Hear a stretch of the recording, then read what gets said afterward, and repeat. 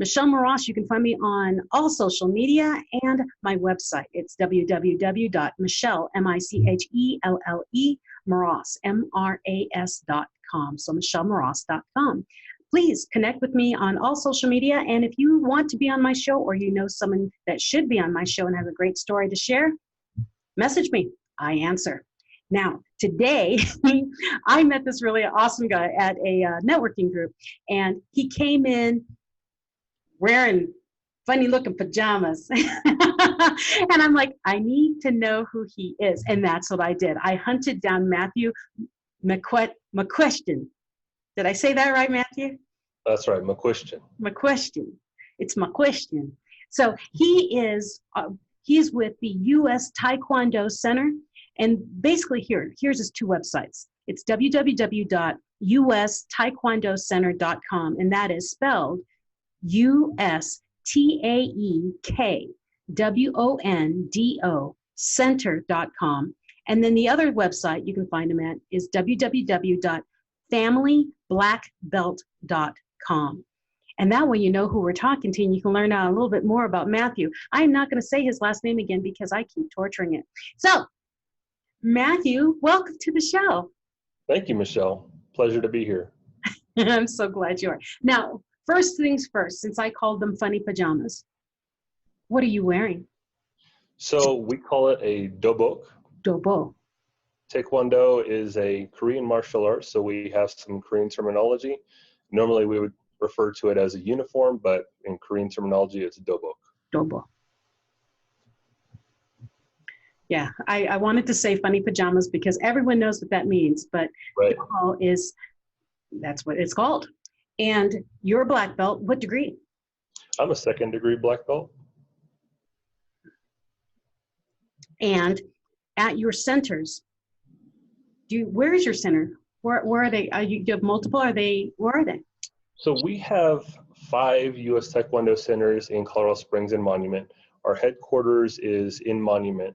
And my school is located in the Briargate area on the corner of Research and Union. Perfect, because we can't give addresses. You know, we're on an NPR station. No phone numbers, no addresses, and no dollar amounts. So I'm glad you said it that way. Now, the other question I wanted to ask you was, on your website, you have building champions, building the future, and building leaders, and the future leaders, and building stronger families. And I know why you say that. What's the theory behind that? Why do you say it that way? Well, to start off with a little history of our school, Grandmaster Sangley, he's the gentleman that started our school. He was undefeated in all of his Taekwondo competitive career.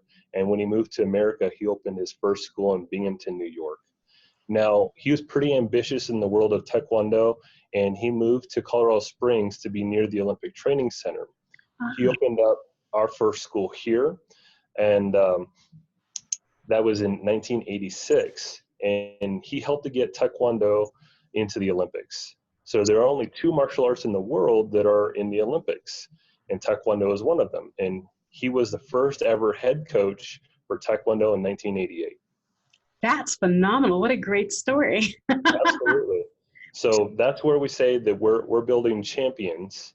And then as we continue to grow as a school, we quickly moved into more character development of our students, which is of the most importance. And anybody that trains sports in general realize that there's some character development that goes on. But what we do as a school is we focus on that quite a bit more intentionally for our students. As you should. Now, my question to you then is, what brought you into it all? When did you start? Great question, Michelle. So I was born in California, and us as a family, we weren't in such a great area. In fact, my bedroom was a corner of an apartment, and we had a gang right outside of our bedroom window. We were on a busy intersection, and that was just considered gang territory for them to supervise the community and watch out for threats. So my parents got me started for self-defense, very real-world self-defense. And that was in 1995. How old were you? Oh, I was I was in the 4th grade. Okay. Then we moved to Colorado Springs that same year in 1995. And then that's also when I started with the U.S. Taekwondo Center under then Master Lee. And now he's Grandmaster Lee. And you're a second-degree black belt, so times have changed. That's right. Now, I'm a big Taekwondo I was very big into Taekwondo, and actually pretty much have the black belt. Pretty much. I never tested because I left Georgia, so I never tested. And then when I came here, I never found a school that I clicked with, so I didn't finish. And that's kind of weird because when you work in a school, you get so comfortable with the people and you want to stay with them. And then it's kind of like, well, when I go back to Georgia, then I'll test. And I never made it back and just went away. But Taekwondo, and that's why I loved what you have on your site saying building champions and future leaders and stronger families, is from my experience, when I joined Taekwondo, I was probably 30. Okay. I also joined for self-defense. I'm a mixed family living in Georgia. So I joined because people looked at us funny because my husband is white and I am not. And then our children were mixed. So I was like, just to keep us safe, we probably should be able to defend ourselves. And so me and then both of my children, my two children joined Taekwondo.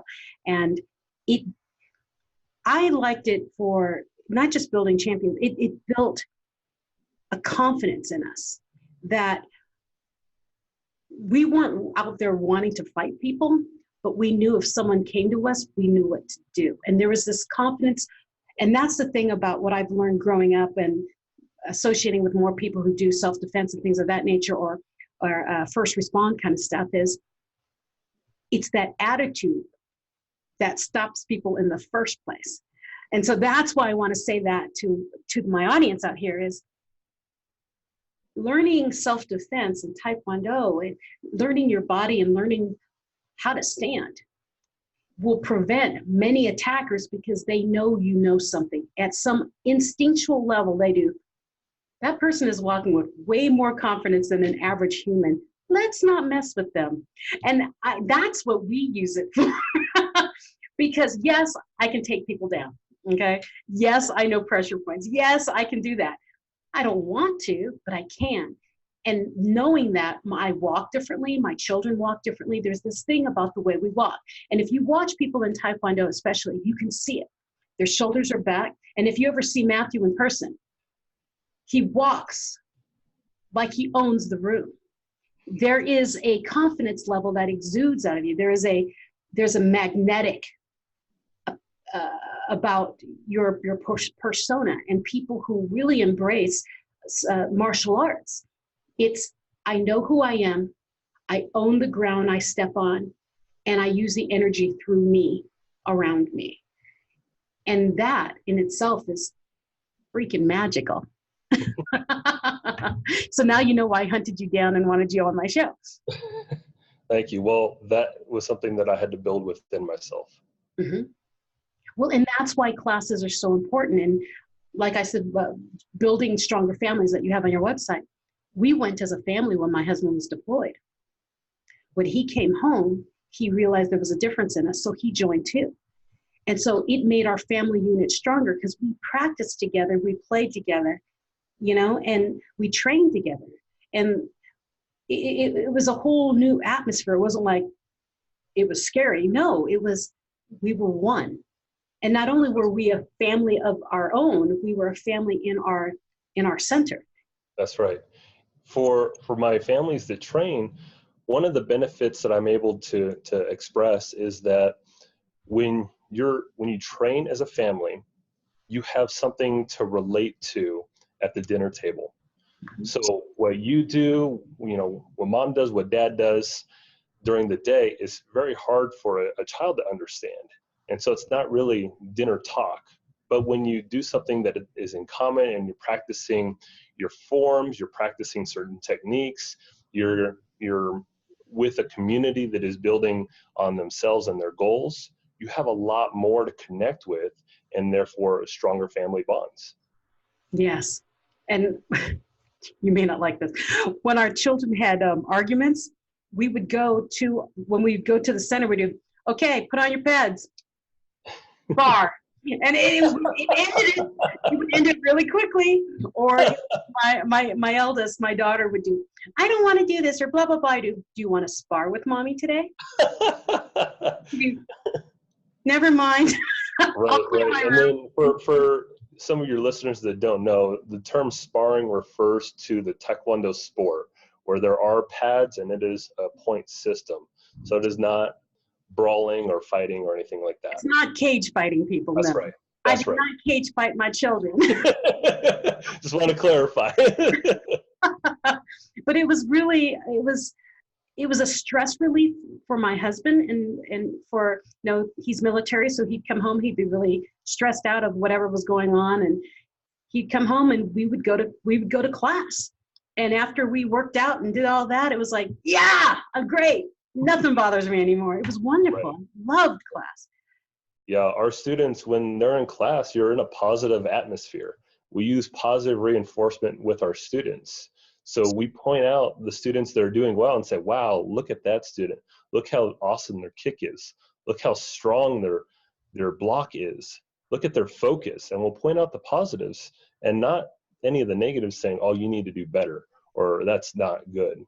So we point out the very good in our students, and then our students end up leaving our class and leaving our Taekwondo school, which we refer to as a dojang. They leave our school with a positive mental attitude. And the more times that they are in our class, they leave with that mental attitude, and it stays with them for a longer and longer period of time until they can mentally choose that attitude for themselves. Attitude is everything. Absolutely. It'll make or break you. It'll rise or fall you. And that's right. What I learned really well through Taekwondo is self-discipline. Yes. And how the mind can stop you from doing things just because you believe you can't. Yeah, and for those of you who follow me on social media, on my website, or hear me talk, I talk a lot about mindset and how your mind, if you tell it you can't, you won't. And if you say you can, you can. I remember being told, do the splits against the wall. And I said, I am a 30-year-old woman. I am not in the best shape. There's no way I can do it. When I was standing there with my leg half up the wall, and I wasn't even flat, I was just talking. And I kept inching as I was talking.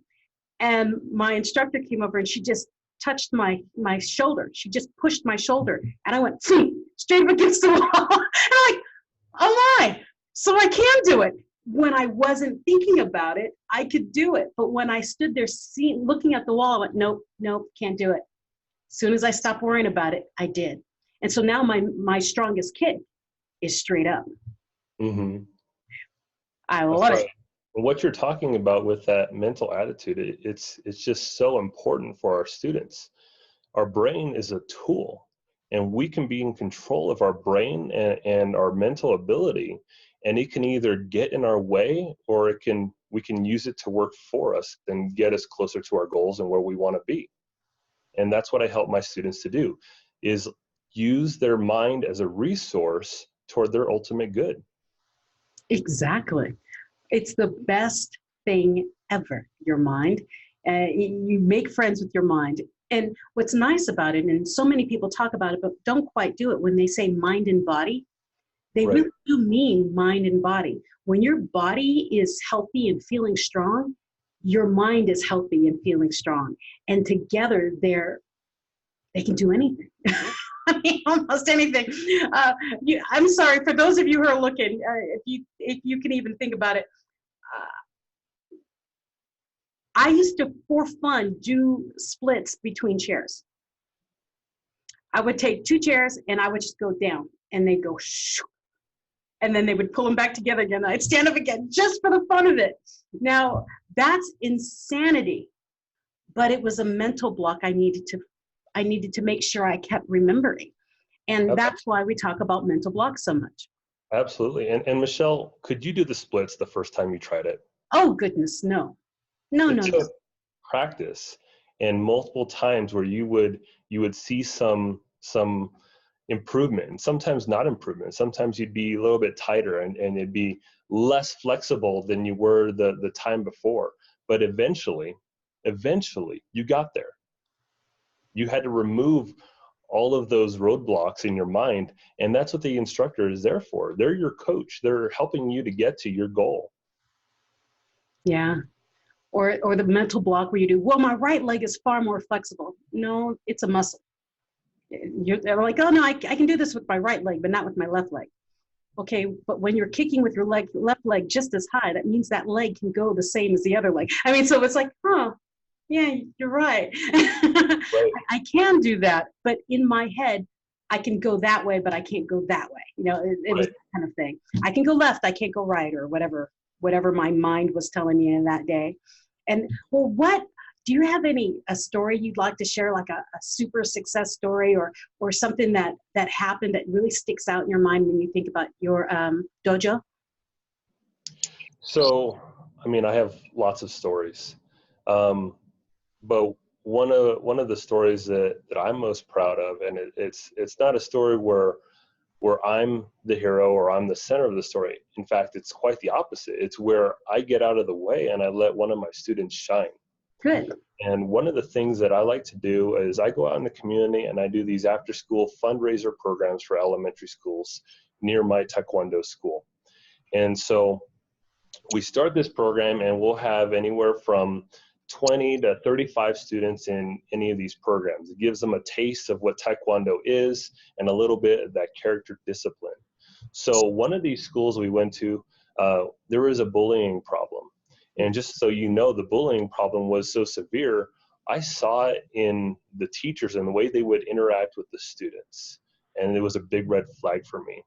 I also heard of parents that were getting into fistfights in the parking lot picking up their kids. Yeah. So the school had some issues, and I won't mention the name of the school, but I had a student in my class, and I could instantly tell from his body language and the way that he talked that he was one of the school bullies.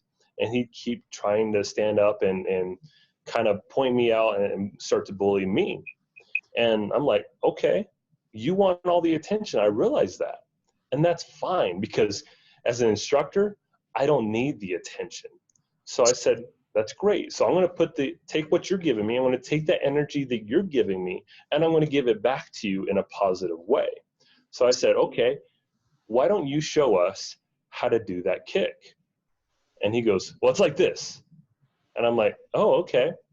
So you realize everybody here is watching you. Do you want them to do a kick like that, or do you want them to do a good kick? And he says, well, I want them to do a good kick. I said, well, then show us a good kick. And then he does it again, and this time it's a great kick. And I said, wow, everybody look at what he just did. Can you do a kick just as well as he did? And so then everybody's effort level went up. And then this kid realized, I can be a leader. People listen to me. Now I can do that for bad, or I can do that for good. And it wasn't the only instance that we dealt with that kid who became our student, and we eventually turned him into a leader for our community. Good. He needed direction. That's right. What is that Spider-Man quote? With great power comes great responsibility. I mean, you can use it either way. That's right. And any of these things that kids or adults are going through, they may be convinced by people that it's a bad thing. But it's not a bad thing. It's just they're not using it the way that it was intended. Everything that they have can be used in a better way to benefit themselves and benefit the people around them. And I take that as my responsibility to help them figure it out. That's awesome. Well, and like I like to say, bad is perspective. Exactly. It is, because to us it's bad because it's bullying, but to the bully they're protecting something, their ego, whatever it is, something, they're doing something for another reason. And it's like, if you can just shift it like you just did with the story of this young man, that now he realizes that power, that presence he has, that he can take control of people he can use it to uplift them instead of shove them down. And that's magical. Exactly. And something that I didn't do was to say, hey, you need to knock that off. That's not appropriate. I took what he gave me and I turned it around on him. And I said, okay, now you be the example. You want the attention? I understand that. Please have the attention. I'm happy to give it to you. I often tell people, you know, think back of what you got in trouble for at school. And it's usually what your superpower really is. Just use it. You have to use it for the benefit of the people. Right. What was I going to say? So these after-school programs, do you do it for elementary schools or higher? So we typically do it for elementary schools. I'd like to get into middle schools and high schools and offer this as a type of club, but then we start to run into more of the sports that students are participating with. And so gym space or space for us to run a program isn't as in demand as it is in an elementary school. But if you go into elementary schools and middle schools, then you get more people as they grow into the sport. They can grow into Taekwondo. That's right. Yeah, because it's awesome. You want overall fitness, Taekwondo will do it. That's right. That's right. And as we do these programs at schools and they're there for longer and longer, each semester that we run it, we'll typically run one program at a school per semester. And the longer we're there, the teachers start to, you know, get wind of what we're doing as far as the character growth. And we have one of our tools that's a home report card, and it involves the teachers because we want our students not to just be excellent in our class, but we want them to be excellent at home and at school. This is a whole life thing. And so the teachers will get wind of this and they're like, I like what they're doing. I'm going to start implementing that in my classroom. And then we have more students that are experiencing what we do as Taekwondo and character development. And so those students and those teachers start to connect. And now all of a sudden, the culture of the school begins to change. And we start having young leaders in our school, and we start having teachers that have tools and resources to help their students to achieve at a higher level. Do your teachers participate too? Sometimes, yes. Good. A lot of times when we go into a program and we do a type of thing that's in the classroom, the teacher's just kind of happy to sit back and watch and not really be a part. But I'm like, oh no, you're going to be a part of this. I want you to be a part of this because this is something that you're going to be able to use after I'm gone. Yeah, awesome. Okay, well, for those of you who just tuned in, I just want you to know who we're talking to. We are talking to Matthew McCuistion, yes. McCuistion from the U.S. Taekwondo Center here in Colorado Springs and Monument. And if you want to learn more about his dojo or his school, it's www.ustaekwondocenter.com. That's USTAEKWONDO center.com or www.familyblackbelt.com to learn more about what they do, the programs. And we were just talking about after-school programs in elementary schools and hopefully into middle schools sooner. And if you're listening and you won't have a question or anything, I'll have these websites up and you can write directly and say, hey, I want to know more about your programs or what is it involved. You can ask Matthew, write his school. There's a contact page on his website. So we're back again, Matthew. So we've already gone through 30 minutes, believe it or not. And I wanted to know about your Taekwondo school and how you go into elementary schools for after school programs and things of that nature. What is your goal? What is your big hairy goal in the future? Oh gosh, I mean that's a big question. I have lots of goals, little goals, big goals, and lifelong goals. Okay, well, share what do you see for the future of your school, your dojo? Excellent. So the thing that I want to use Taekwondo for is I want to impact our community. I want to create the future leaders in our community. One of the things that we start to do later on in our Taekwondo program is we have a program called leadership.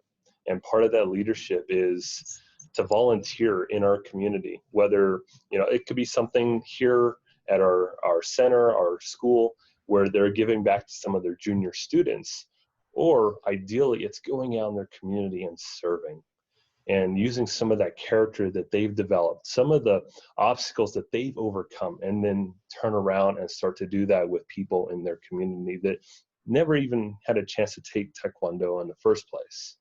So long-term goal, I want to change the community. I want to change Colorado Springs. Yay! That's an awesome answer. Well, because I met you at a networking meeting and full of adults, okay? And my thought process was, what a phenomenal idea. And you're doing, what is she talking about? No, I thought it was a phenomenal idea that you were there representing your dojo. And your presence, like I said, very magnetic. You know, you cannot miss Matthew coming into a room, okay? And my thought process was leadership. The world needs more leaders, and leaders who understand the people around them.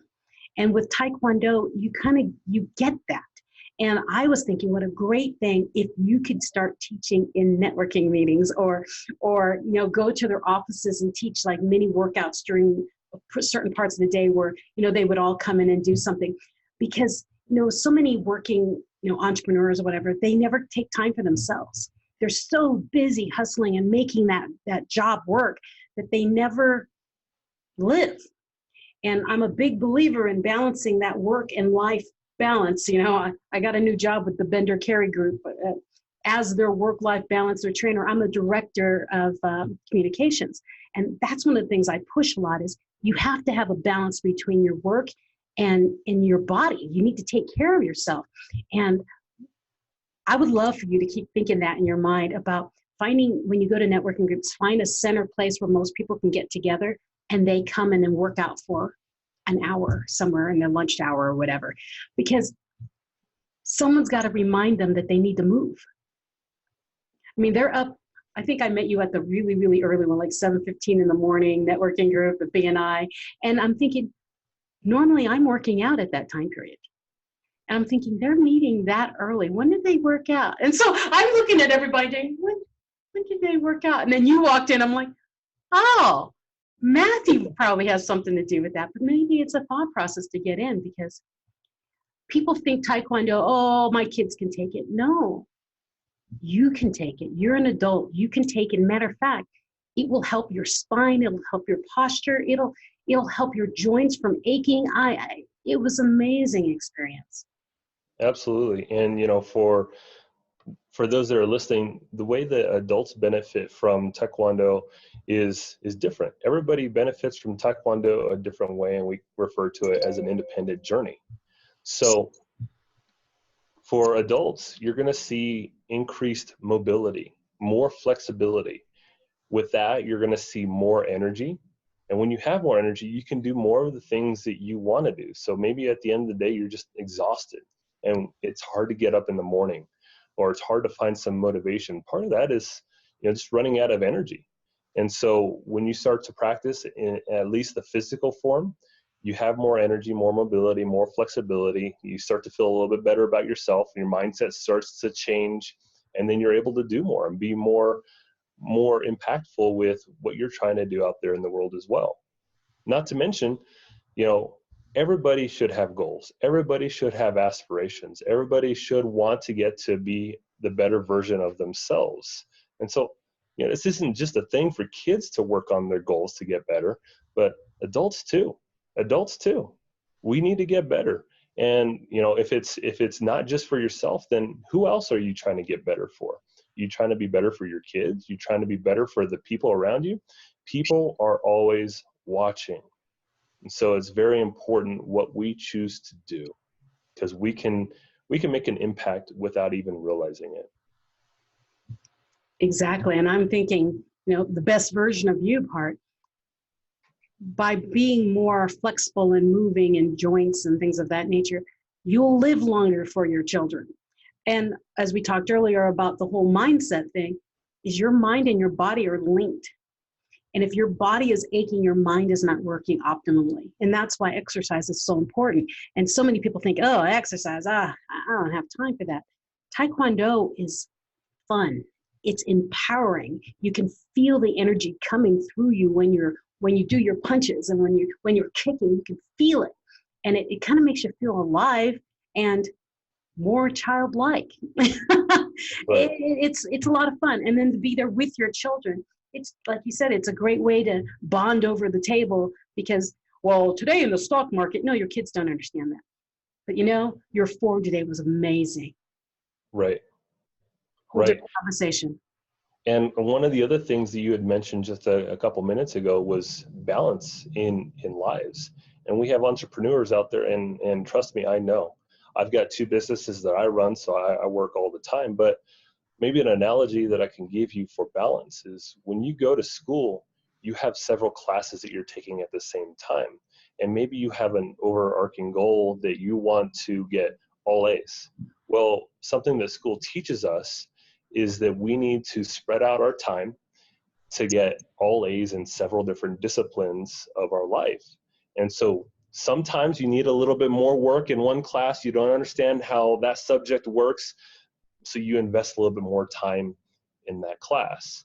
And then other classes, you're doing okay. You don't need to work as hard, but you still want to get that A. So that's what school can teach us in getting several A's, getting all A's for our life. So you got to be able to balance your workload, your family, your communication, your social life, your spiritual life. There's so many different things that we have to balance at the same time. Your physical ability, your mental attitude, all these things we need to work on at the same time and not neglect any of them. Because if one falls apart, you fall apart. I'm thinking of a 3-legged stool, it's, work, life, and spirit. And, life is body. But, you miss one of those 3 stool legs and it falls. And we need to pay attention to which leg are we ignoring, right? In the 3 pegs of survival in life, what are we ignoring? And a lot of us let our health go first. Our wellness go first. And it's like, well, it's not hurting, so I'll just keep going. Well, here's the thing about your body. When it starts hurting, it's almost late. It's too late that you have to recuperate all the pain backwards to stop the pain. And take it from me, I'm in my 50s now. And when you start hurting, if you wait till you hurt, you go to anything and they're going to do, well, you let that go for a couple of years. That's why it's hurting now. So that's why I'm encouraging you to find something that you can do that you enjoy. And if you don't want to lose time with your children, a place where you can do it with your children. And I know Taekwondo was definitely something that my family used so that we could still work out and not lose time with our children. That's right. And some of my parents, their children, they train with us. And we try to get the parents involved to train with them. And sometimes they'll tell me, well, I can't kick, or I can't move. And for me, the obvious answer is the obstacle is the reason. And so it's because you can't do those things. It's the exact reason why you need to do it for yourself. And if you lose your health, a lot of the things you're going to read and research on points to your health being the most vital thing. If you don't have health, your attitude isn't going to be in check. You're not going to have the energy to do what you need to do. So your health should take first priority. And for many of us that have that good health, we tend to ignore it. We take it for granted. And then when we don't have it, you're right, Michelle, it almost seems like it's too late. But fortunately, it's not. It's not. And it's something we can work on. And maybe the progress is slow at first. That's okay. The point is progress. Now, what I think is really cool about it is with the whole Taekwondo was we do so much stretching. And it was a very easy move for me to go from Taekwondo to yoga. And so now with yoga back to Taekwondo, because we're stretching all the time. And what I learned through Taekwondo is I have great balance, which moved me into yoga. And I say that now because we're in Colorado. I mean, there are so many yoga spots and places. So if you're out there doing yoga or Pilates and you want something that can help you with also self-defense, Taekwondo is your deal because we do it all. It incorporates both of those. That's right. It does. And for any of your listeners, it doesn't matter if you come to Taekwondo. Of course, we'd love to have you. We just want you to take more responsibility in your life. Build yourself. If there's anything you're getting out of this talk, this episode, is that we need to work on ourselves. And it's your responsibility. Nobody's going to do it for you. Put in the hard work, do what's necessary, and find the better version of you. Best version of you. Keep moving. Work on your mind, body, spirit. And I don't know, I'm so excited to have you in our area. Didn't know you were there. And wish I knew you were there earlier, because then I might have my black belt for sure. But and Michelle, I share a similarity in that when I was training, I stopped right before taking my black belt test. And then I participated with other sports, finished my high school, finished college. But one of the things that we offer in our program here is a black belt guarantee. And what that means is once the program is paid for, you come back and you train for free until that black belt is achieved. So I say I'm a second degree black belt. That's because I took a break. I took 7 years off of my training, but I came back and that guarantee was good. And then I had to relearn everything, of course. 7 years, I haven't practiced it. I had to relearn everything. Curriculum had changed, and I had to learn new things that I didn't know before. But you know what a black belt is? It's a white belt that never gave up. Now, for those of you who are wondering what white and black, white is the belt you start with. Black was the goal, the end goal, and there were several belts in between. But that was the end goal. That was when the big ceremony with the tea and all the fancy stuff and the huge, long form. And we say form, it's a routine you do of your kicks and your punches as you move across. And it's magical, beautiful. That's right. And Taekwondo, compared to other martial arts, it looks a lot more graceful. So I'd like to compare what we call our traditional forms. We call them pumse. And our pumse, it has times when you move, you stop. Everything is measurable.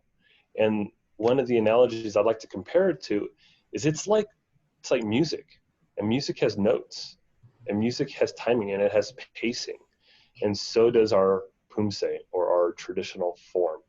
And it's more graceful than some of the other martial arts where they may seem a little bit harsh. And there's nothing wrong with that. It's just that we get a lot of students that have done dance before, or they've done gymnastics before, because they feel that grace that we have within our forms as well. I used to love the sound of my dobo when I kicked and punched, because you're shh, shh, shh, shh. That's right. You snap, you Yes. flow, and you pop. Not your joints, but your uniform. It was really cool. You knew when you did it right because you could hear it. That's right. It's crisp. Very crisp. Yeah, I remember not understanding that when I first joined. I'm like, what do you mean? You'll know. Hear it? Oh, yeah. I'm a very audio person, so I was like, oh, yeah. And I was like, oh, I messed up. I know I could do it again. Stop. I do it again. And with me, and I know a lot of women will probably say the same thing. When I joined Taekwondo, or, well, any martial arts, because I did a couple, and I didn't want to hurt anybody. That was my thing. I don't want to learn this. I'm just doing it for my kids, and so they can be safe, and teach me how to protect myself and my kids, but I don't want to hurt anybody. And this young man was instructing. He was helping the instructor, and he's like, I want you to punch me. I said, no, I won't. He's, no, I want you to come at me and punch me. I know, I won't. You're a little boy. I'm not going to hurt you. He wasn't a little boy. He was 20. But to me, he's a little boy. So you're a little boy. I'm not going to punch you. He is, I'm going to hurt your kids. And suddenly, I kicked him in the head. I kept punching. I just kept going. He is, that's what we wanted. We want you to visualize what you really can and cannot do. And I got to the point where no one would ever spar me, because I'm very fast and I'm very strong. And that was the big joke. That's why they made my husband join, because no one wanted so to. He can protect himself. Yeah. But yeah, no one wanted to spar with me because I used to go during the day where the black belts used to practice. So I always practiced with black belt and above. So I was not practicing with the kids because I was doing other things when I had the kids with me. So I got really good really fast. And I remember everyone doing, timeout, can somebody please spar with Michelle? I'm not going in there with her. I'm like, I'm not mean. But once they realized, they helped me realize, I'm not going to hurt you. We're wearing pads. Or I'm not going to hurt you. I know how to control my punches and my kicks. I mean, that's the other thing. When you learn all this, you learn how to control them. I mean, I know how far I need to be from someone to kick and be half an inch off their face or less. You know, as long as they don't move, they're not going to be touched. But it's the control of your body and your mind. It all coming together was the most magical experience for me, because to this day, even as a coach that I do in business, I use what I learned in my martial arts training. That's right. And Michelle, because you knew how to do all of those things, how likely would you be to use them on other people? I never had to. That's right. So for all of your listeners out there, yes, we teach punching and kicking and moves, and with practice we're able to increase our reaction timing. So I mean, we know how to defend ourselves. We know how to use those skills in self-defense. But we also teach that mentality so that we become more aware of not just ourselves, but our environment. Yeah, everything around us. We begin to realize where threats could be. And we learn how to keep ourselves outside of situations that might be threatful to us. So, having that awareness is one thing.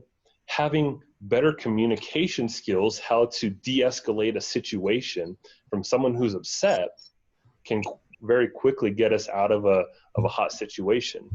And so, obviously, physicality is a last resort, and it's something we don't want to use because we know how effective we are towards other people. We don't want to hurt them, just like you didn't want to hurt that 20-year-old instructor. We don't want to hurt them, but we can. And because of that, we're going to do everything that we can in our ability to de-escalate, to walk away from a situation, and to leave it peaceful. Well, and with that 20-year-old, what I learned very quickly was he can deflect anything I could ever possibly do. And that was the other thing we learned. We learned how to deflect anything coming towards us. And what I wanted to make sure I let people know, yes, I learned to punch and kick. Yes, da-da-da-da-da. But like I said, the very beginning of our call or of this show, it's a personal, the way you stand. There's an essence that comes off of you when you learn how to control your body and your mind. If you ever meet Matthew, you will see it before he walks, right when he walks in. He doesn't need to speak, you will feel it. When I walk into a room, people look. There's a control about us. There's something about you learning your body and your mindset that people, I'm actually teaching this at a conference soon about body language. When you walk in, your shoulders are down and you look unsure and you're kind of afraid. If there is a bad person in that room looking to hurt someone, they will go to the smallest, weakest person in the room. Okay? And that is why I think martial arts is so important, or any learning your body is important, because if you come in owning the space that's around you, owning the ground you're walking, and looking people in the eye because you are very situational aware, you are the last person anyone's going to come after, because this person's going to remember my face, they know who I am, and they're ready. I don't know what they do, but they're ready. That's what bad people do when they're looking for someone to attack. They're looking for someone who's not paying attention, who's not aware.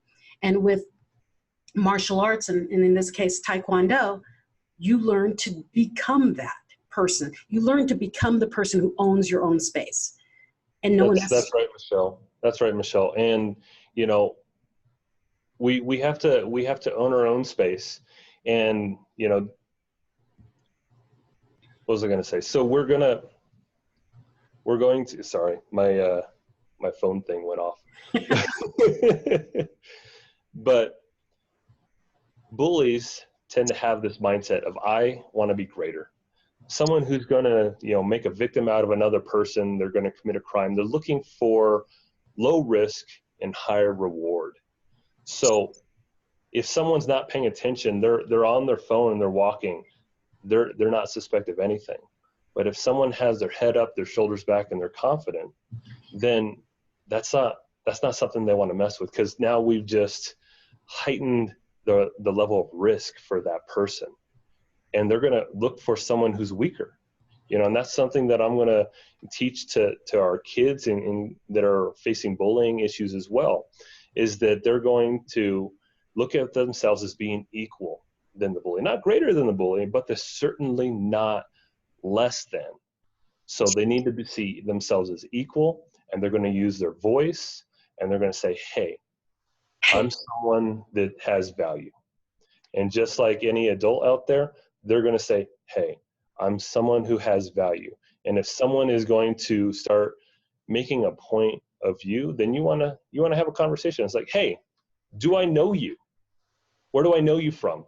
Guess what? You've just made that more risky situation for that person, and they're likely going to move on to someone else and not you. Exactly. And I teach a lot about how to own a room, magnetism, basically. And I always say that magnetism is equal to your attitude. You are not better than, no one is better than.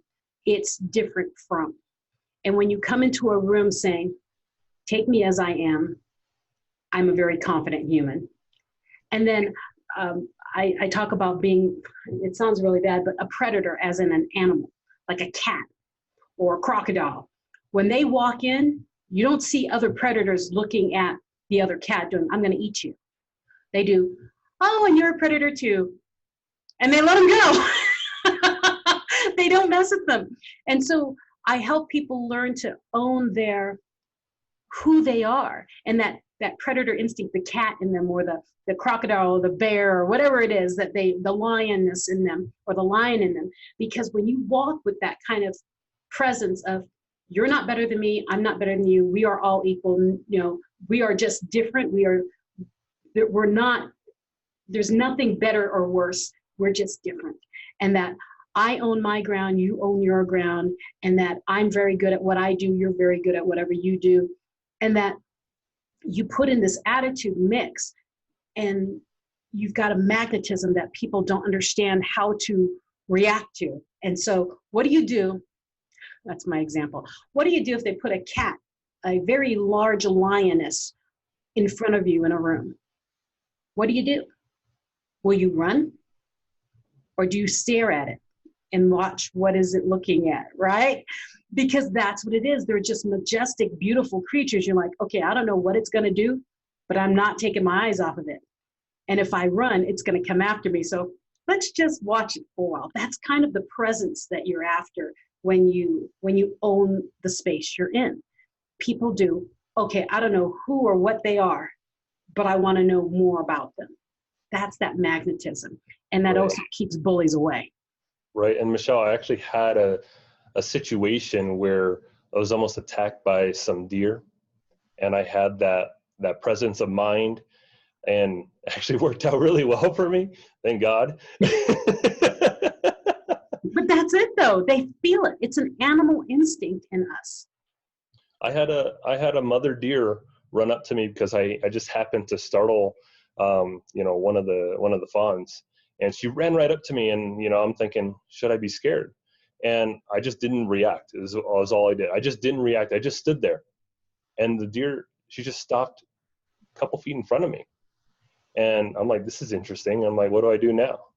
And I just reached out my hand like I would for a dog or something. And she smelled my hand, she bowed, and she backed up.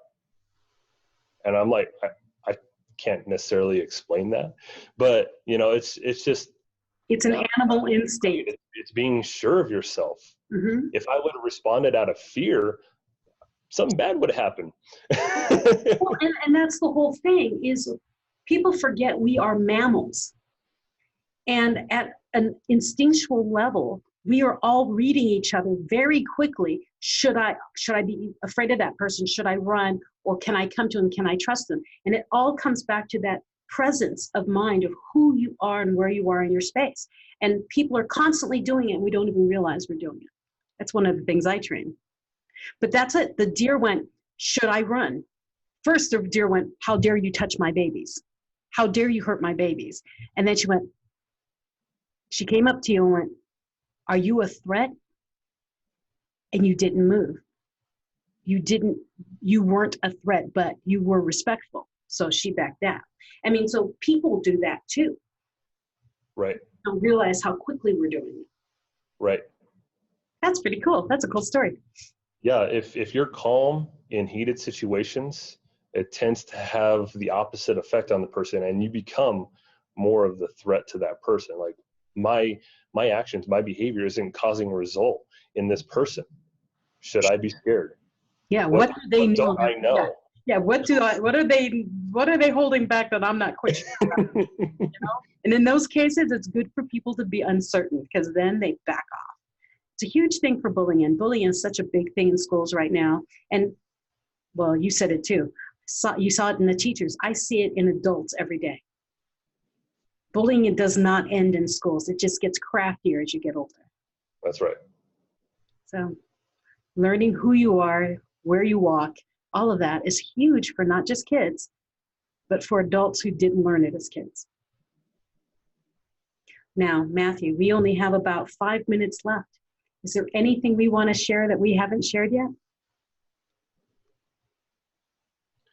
I think, we've talked quite a bit about what we do with our program and how we impact our kids, adults, families that are able to train together, benefits for all of them, what we're trying to do out in our community by reaching our elementary schools and maybe middle schools at some point.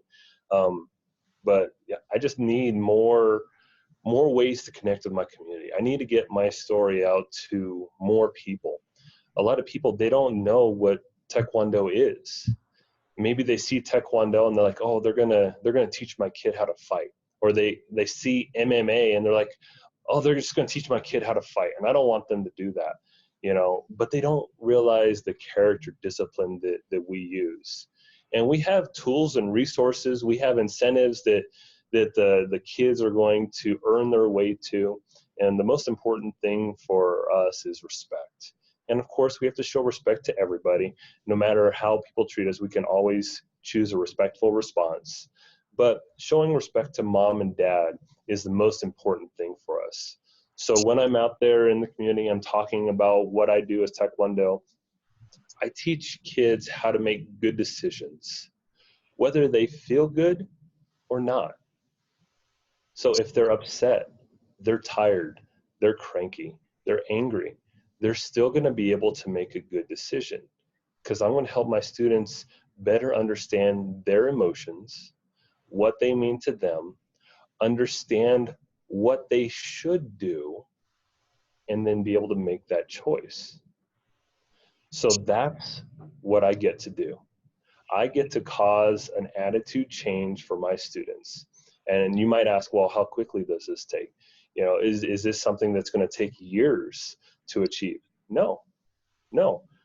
I'll see it in 1 hour that, I meet with you and the family and I get a child to open up that's very, lacking in confidence. They're very shy and they don't want to talk to anybody. I get them opening up and telling me everything.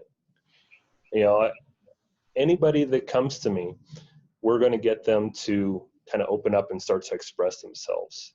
And one of the things that I do in my program is just to illustrate that goal setting is something that's a very high priority to us. We have a progress meeting somewhere in the middle of our basic course, which is where our students will start.